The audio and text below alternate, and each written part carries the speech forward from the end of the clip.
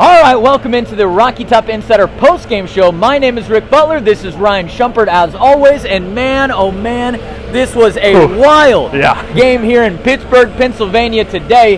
By a score of 34-27, Tennessee defeats Pittsburgh. Man, before we get into the game or overtime or anything else, I just want to kind of set the scene and say that, you know, Tennessee came into this game. This was the first week that they were ranked under Josh Heupel. Pittsburgh was ranked as well in the top 20, so this was immediately a top 25 matchup. In fact, it was the first top 25 matchup of Heupel's career here in Knoxville. Man, this is a game that Tennessee loses a lot in years past. An ugly game. Things don't always go right. Still down to the wire, though. Again, this is something that Tennessee loses, but tonight, maybe we saw something different. Tennessee was able to stick it out until the end, fight through the second half, fight through overtime, and get the victory. What's your first takeaway on the game tonight? My first takeaway is that I'm not sure, maybe outside of Alabama and Georgia, a team could play worse and beat another top 25 team on the road. Because, boy, Tennessee did not play good. They did not play good today, and Keaton Slovis injury probably, you know, if he was healthy, I'm not sure Tennessee wins this one. That probably has a lot to do with Tennessee getting the job done. But you're right, it was a game where Tennessee really just played poor for 3 quarters, you know. Second quarter, Tennessee played well. But an abundance of mistakes. Tennessee's offense, I mean, give credit to Pitt and Pat Narduzzi and that defensive staff. Seemed like they had a lot of answers for what Tennessee's offense wanted to do. But like you said, in the end, an awful and ugly win. It's 1,000 times better than a phenomenal loss. And Tennessee can walk out of here with a big sigh of relief as Josh Heupel gets his second top 20 road win of his tenure in Knoxville. You know, Pittsburgh starts this game out hot against Tennessee. I believe even a 10-0 to lead that kind of ballooned into a 17-7. Tennessee goes on a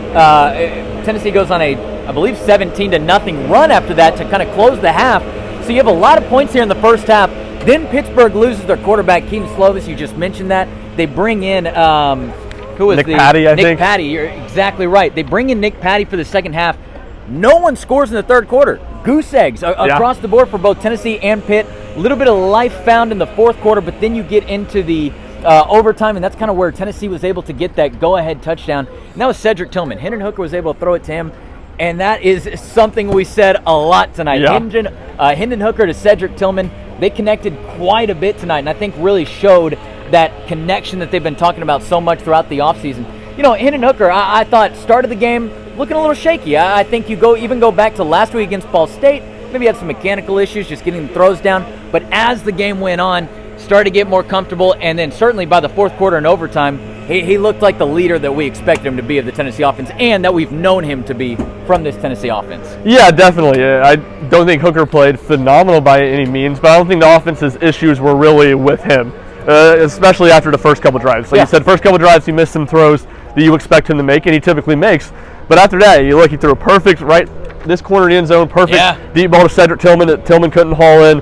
I thought Tennessee's offensive line struggled with some of Pitt's exotic pressures at times, and I thought when that happened, besides the one sack he took before Chase McGrath bailed him out and nailed a 51-yard field goal, I think he kind of made the right reads. He got rid of the ball some.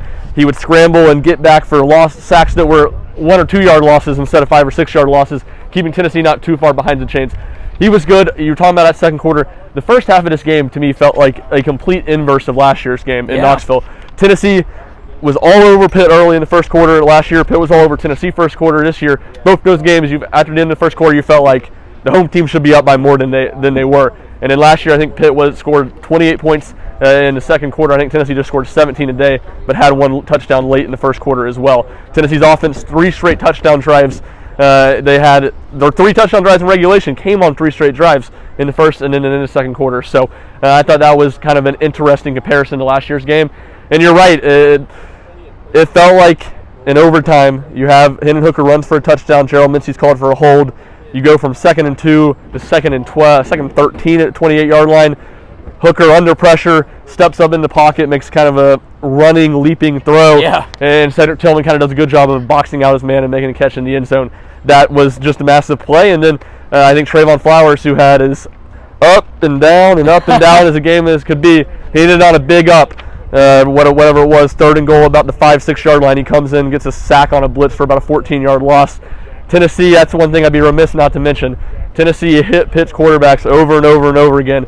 I think it was something like 18 hurries to go, along with 4 sacks. So that was something we talked about all offseason. Now, granted, Tennessee brought pressure a lot. It wasn't all just bringing 4, but Tennessee got after the quarterback and found a way to make enough plays on defense. Yeah, certainly. The defense had a lot, especially this is something I noticed at the beginning of the game, kind of still felt it go through at the end, but Tennessee's defense had a lot of bend but don't break moments. They certainly, I even think back to the beginning of the game when they were on this side of the field. Tennessee's defense bent like heck, but they did not let up the touchdown. Instead, it was the field goal.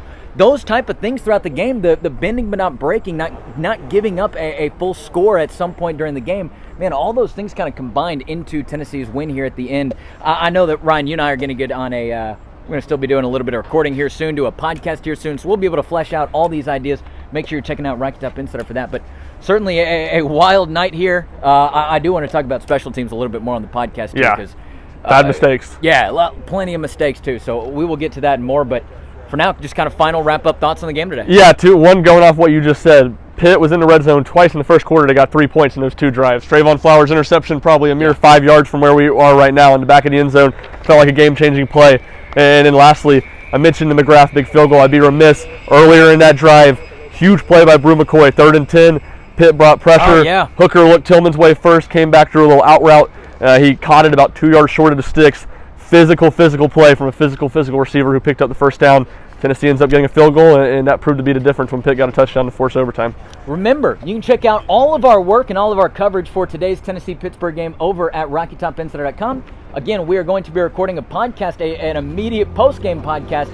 That's going to be up on Apple Podcasts. It's also going to be up on the website. But hey, make sure you are following us. For Ryan Shumpert, for Rick Butler, this has been the Rocky Top Insider post-game show. Tennessee defeats Pittsburgh in a top 25 ranked matchup on the road in overtime by a score of 34-27. We'll see you back next week.